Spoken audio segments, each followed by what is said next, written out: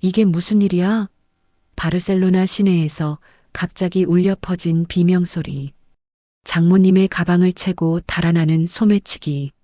모두가 넋을 잃고 있는 그 순간 전속력으로 달려나간 건 바로 평소 고졸이라며 무시받던 작은 사위였습니다.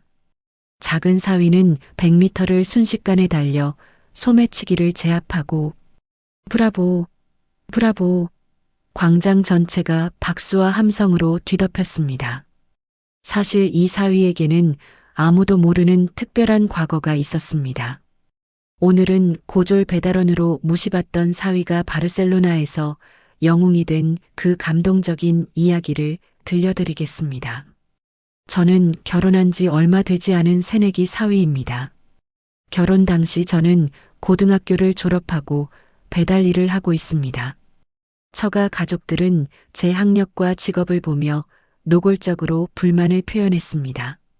결혼식 날 저는 행복한 마음으로 아내와 함께 입장했지만 처가 가족들의 시선이 따가웠습니다. 특히 장모님은 우리 딸이 왜 이런 남자를 선택했을까라는 표정을 숨기지 않으셨어요. 그도 그럴 것이 큰 사위는 서울대 공대를 나와 대기업 과장으로 근무하는 데다 영어도 능숙하고 해외 출장도 자주 다니는 전형적인 모범 사위였습니다. 고졸의 배달 일을 하는 저와는 비교될 수밖에 없었습니다. 결혼식이 끝난 후 장모님은 제게 직접적으로 말했습니다. 학교는 그렇다 치고 배달 일로 우리 딸을 어떻게 먹여 살릴 건지 걱정이네. 장인어른도 거들었습니다. 요즘엔 대학쯤은 나와야 하는데 고졸은 우리 집안에서는 처음이야. 처형과 형님도 저를 무시하는 태도를 보였습니다. 제부 영어도 못하시죠? 우리 가족 모임에서 해외 출장 이야기하는데 재미없을 텐데. 배달일하면서 무슨 시사 문제를 알겠어요. 저는 매번 이런 말들을 들으며 상처받았지만 아내를 사랑하기에 참았습니다. 어느 날 처가에서 아버지 칠순기념으로 유럽 가족여행을 가자는 이야기가 나왔습니다. 솔직히 걱정이 앞섰습니다. 해외에서 더 무시받을까봐 두려웠지만 아내와 함께하는 여행이니 긍정적으로 생각하기로 했습니다. 출발 당일 공항에서 장모님이 말했습니다. 배달하던 애라 여권도 처음 써봐. 조심해서 잃어버리지 마. 우리 첫째 사위는 서울대 출신이라 든든해. 영어도 유창하고 해외 출장도 자주 다니니까 이번 유럽 여행도 어려울 게 없어. 둘째 사위는 뭐 착하긴 한데 영어도 못하고 해외여행도 처음이라고. 짐이나 잘 들고 다녔으면 좋겠네. 아내는 제 손을 잡으며 조용히 말했습니다. 여보, 부담 가지지 마. 그냥 우리끼리 여행 즐기자. 비행기 안에서도 무시는 계속됐습니다. 기내식 메뉴를 고를 때 처형이 끼어들었습니다. 제부, 외항사라 메뉴판이 영어로 되어 있는데 영어 메뉴 못 읽으시죠? 메뉴 제가 골라드릴게요. 유럽에 도착해서 공항을 나올 때 장모님이 말씀하셨습니다. 큰 사위, 공항에서 택시 잡고 호텔까지 안내 부탁해. 영어 잘하니까. 작은 사위는 짐 좀 잘 챙겨주고. 처가 식구들은 저에게 짐만 맡기고 택시를 잡으러 갔습니다. 아내가 미안해하는 표정을 지었지만 저는 그냥 웃어넘겼습니다. 관광 첫날 우리는 파리의 유명한 관광지들을 둘러봤습니다. 장인어른과 형님은 관광지에 대한 설명을 할 때 의도적으로 저를 배제했습니다. 여기는 유명한 미술관이야. 뭐 설명해봤자 모를 테니 우리끼리 이야기하자. 점심시간에 레스토랑에 갔을 때도 마찬가지였습니다. 메뉴판 읽을 수 있어? 아니면 우리가 시키는 거 먹어. 저는 속으로 분했지만 칠순기념 여행이기도 했고 아내 때문에 참았습니다. 여행 3일째 스페인 바르셀로나 거리를 걷고 있었습니다. 관광객들로 북적이는 오후였습니다. 여기서 사진 찍자. 처형이 제안했습니다. 장모님과 장인어른이 한 곳에 모여 사진을 찍고 있을 때 처형은 멋을 부리며 사진 구도를 잡느라 바빴어요. 아빠, 조금 더 왼쪽으로. 엄마는 뒤로 가세요. 처형이 정신없이 지시했습니다. 바로 그 순간 갑자기 한 남자가 장모님 가까이 다가오더니 가방을 훔쳐 전속력으로 달아나기 시작했습니다. 그 가방에는 장모님의 여권과 핸드폰, 지갑이 모두 들어 있었습니다. 내 가방, 가방. 장모님이 비명을 질렀습니다. 형님은 그 순간을 목격했지만 놀라서 얼어붙어 있었습니다. 도둑이야. 누가 저 사람을 잡아줘요. 형님이 손가락으로 가리키며 외쳤지만 자신은 움직이지 않고 있었습니다. 아, 저 사람. 경찰. 폴리스. 형님이 영어로 큰 소리쳤지만 주변 사람들은 그저 구경만 할 뿐이었습니다. 그때 저는 본능적으로 몸이 움직였습니다. 형님이 그 자리에서 어떻게 를 연발하며 당황하고 있는 동안 저는 미친 듯이 달렸습니다. 소매치기가 약 50m 정도 앞서 있었지만 저는 점점 그 거리를 좁혀갔습니다. 서울 시내를 수없이 누비며 배달하면서 단련된 체력이 빛을 발한 것 같습니다. 소매치기가 코너를 돌려는 순간 저는 마지막 힘을 내어 전력을 다해 달렸고 소매치기의 어깨를 잡고 넘어뜨렸습니다. 소매치기가 저항하려 했지만 저는 그의 팔을 비틀어 제압했습니다. 그리고 단단히 잡아둔 채로 경찰이 오기를 기다렸습니다. 주변 사람들이 모여들기 시작했고 상황을 본 사람들이 브라보, 구두자부 하며 박수를 쳐주었습니다. 잠시 후 경찰이 도착했고 저는 소매치기를 그들에게 넘겨주었습니다. 경찰은 제게 감사하다며 엄지를 치켜 세웠습니다. 형님은 정말 큰일이었네라며 한숨을 쉬고 있었고 장모님은 저에게 달려오며 말했습니다. 작은 사위야, 고마워. 처음에 너가 달려나갈 때 깜짝 놀랐어. 장인어른도 감탄했습니다. 대단한데? 첫째 사위는 그 자리에서 얼어있더니 그 순간 형님의 얼굴이 빨갛게 달아오르는 걸 봤습니다. 저는 속으로 쌤통이라 생각하며 기분이 좋았습니다. 소매치기 사건으로 가방을 되찾은 후에도 상황은 크게 달라지지 않았습니다. 오히려 처가 가족들은 당황했던 모습이 민망했는지 더 방어적으로 나왔습니다. 호텔로 돌아가는 택시 안에서 장모님이 말씀하셨습니다.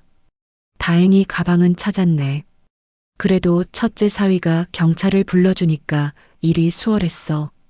실제로는 저만 달려가고 형님은 가만히 있었는데도 형님에게 공을 돌리시는 거였습니다. 형님도 어색하게 웃으며 아니에요. 동서가 직접 뛰어가서 라고 말을 꺼냈지만 장인어른이 말을 끊어버렸습니다. 젊은 애가 뛰어가는 건 당연한 거고 중요한 건 영어로 경찰한테 설명하는 거지. 다음 날 아침 호텔 조식을 먹으며 하루 일정을 짜는 자리였습니다. 오늘은 루브르 박물관 가기로 했지? 장모님이 말씀하셨습니다. 네, 맞아요. 제가 예약해둔 시간이 있어요. 형님이 자랑스럽게 말했습니다. 장모님은 역시 첫째 사위가 알아서 잘해주니까 든든해. 둘째 사위는 이런 거 예약하는 법도 모르지? 장모님이 제 쪽을 힐끗 보며 말씀하셨습니다. 저는 그냥 웃어넘겼지만 아내는 불편한 표정을 지었죠. 박물관에서 관람하는 동안에도 비교는 계속됐습니다.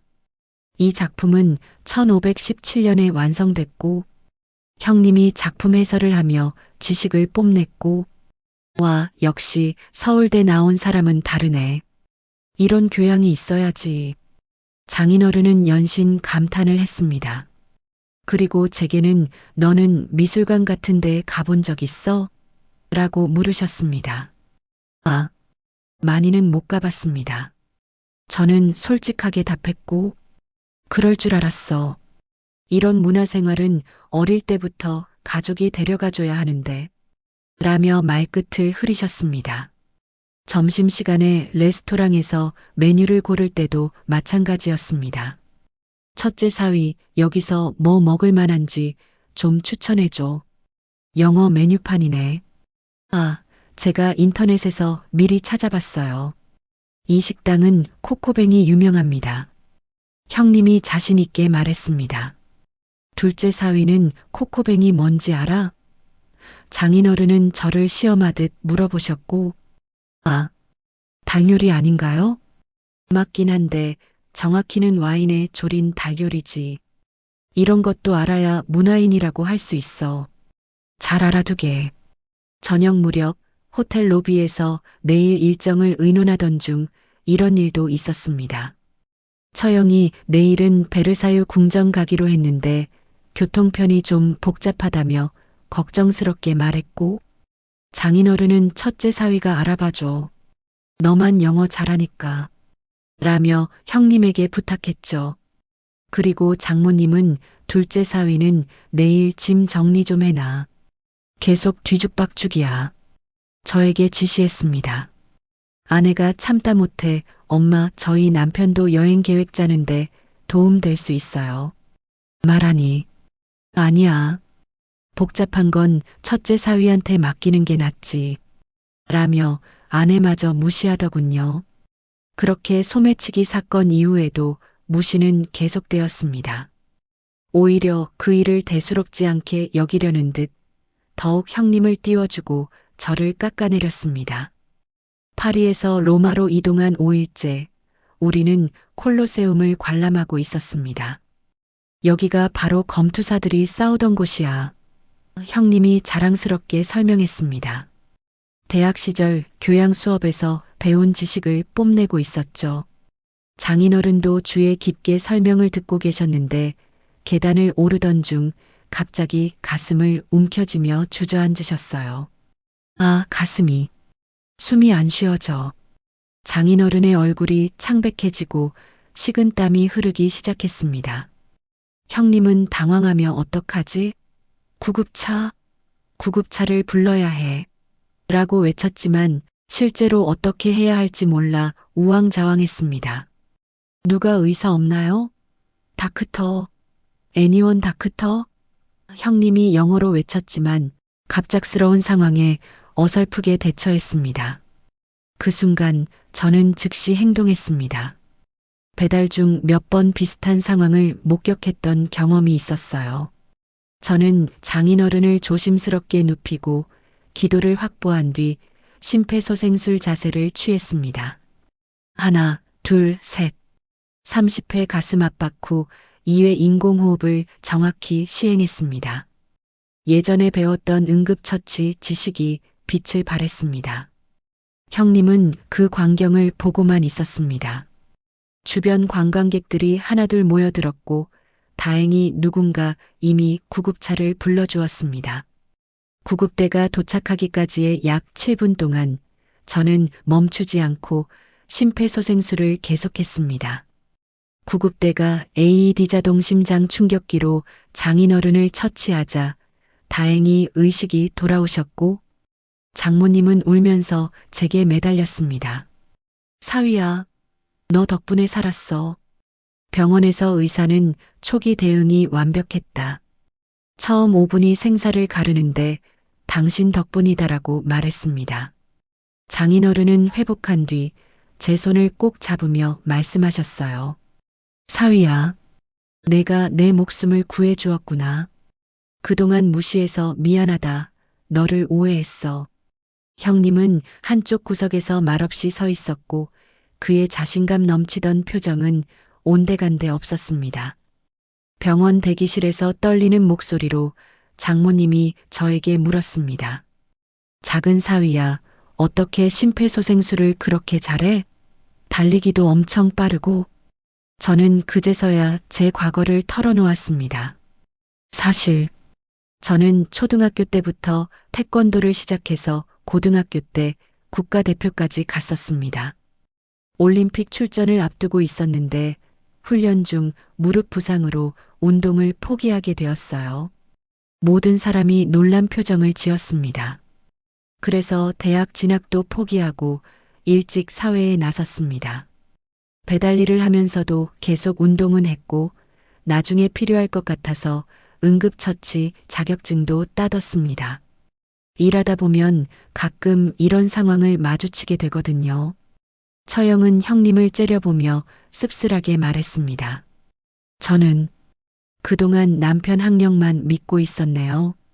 근데 정작 중요한 순간에는 쓸모없네요.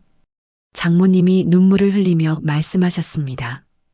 우리가 정말 잘못 생각했구나. 학교를 어디 나왔든 무슨 일을 하든 그건 중요하지 않았어. 장인어른도 고개를 끄덕이며 덧붙이셨어요. 태권도 국가대표였다는 것도 놀랍지만 그보다 더 놀라운 건 내가 위기의 순간에 보여준 용기와 실력이야. 여행의 나머지 기간 동안 처가 가족들은 저를 완전히 다르게 대했습니다. 관광지를 방문할 때마다 제 의견을 물어보고 식당에서도 제가 메뉴를 선택할 수 있도록 배려해 주었습니다. 장모님은 특히 저를 많이 신경 써주셨습니다. 사위야, 이제 배달일 그만두고 내가 좋은 일자리 알아봐 줄게. 하지만 저는 미소를 지으며 대답했어요. 감사하지만 저는 지금 일이 좋아요. 자유롭고 사람들과 만날 수 있어서요. 그리고 무엇보다 우리 아내가 이런저를 있는 그대로 사랑해 주거든요. 아내가 제 손을 꼭 잡으며 말했어요. 저는 처음부터 지금의 당신이 좋았어요. 과거의 영광이나 학력이 아니라 당신의 성품 때문에 사랑에 빠졌거든요. 이번 유럽 여행을 통해 저는 제 자신을 새롭게 인정받을 수 있었습니다. 더 이상 고졸 배달원 사위가 아닌 능력 있고 당당한 사위로 인정받게 되었습니다. 한국으로 돌아오는 비행기 안에서 장모님이 제게 말씀하셨어요. 사위야, 이번 여행을 통해서 너가 얼마나 훌륭한 사람인지 알게 됐어. 학력이나 직업으로 사람을 판단해서 그동안 정말 미안했어. 앞으로는 너를 진짜 아들처럼 여길게. 우리 딸을 믿고 맡길 수 있는 사람이 바로 너였구나. 장인어른은 저를 꼭 안으며 말씀하셨습니다. 너가 내 목숨의 은인이다. 진짜 든든한 사위야. 아내는 제 팔짱을 끼며 말했습니다. 모두들 이제야 제 남편의 진짜 모습을 알게 된 것 같아요. 저는 처음부터 이런 면을 알고 있었지만요. 이 경험을 통해 저는 학력이나 직업이 사람의 전부가 아니라는 것을 증명할 수 있었습니다. 그리고 무엇보다 소중한 건 서로를 진정으로 이해하고 존중하는 마음이라는 것을 모두가 깨달았습니다. 이제 저는 더 당당하게 제 삶을 살아가고 처가 가족들과도 진정한 가족으로서의 관계를 맺을 수 있게 되었습니다. 때로는 위기가 최고의 기회가 된다는 것을 직접 경험한 값진 여행이었습니다. 이 이야기를 들으시면서 무슨 생각이 드시나요? 요즘 많은 부모님들이 자녀의 배우자를 고를 때 학벌과 직업을 먼저 보시죠. 하지만 정말 중요한 건 그 사람의 인품과 실력 아닐까요? 태권도 국가대표 출신이었지만 부상으로 꿈을 접어야 했던 작은 사위. 그럼에도 포기하지 않고 자신의 분야에서 최선을 다하며 남을 도울 수 있는 능력을 기르고 있었습니다. 반면 학력과 직장은 좋았지만 위기 상황에서는 아무것도 할 수 없었던 큰 사위. 여러분은 어떤 사위나 며느리를 원하시나요? 오늘 이야기가 우리 모두에게 편견을 버리고 사람의 진정한 가치를 보는 눈을 기를 수 있는 계기가 되었으면 좋겠습니다. 오늘 이야기와 비슷한 경험이 있으시거나 자녀의 결혼 문제로 고민 중이시라면 댓글로 공유해 주세요. 여러분의 이야기도 들려주십시오. 다음에도 감동적인 이야기로 찾아뵙겠습니다. 그때까지 건강하세요.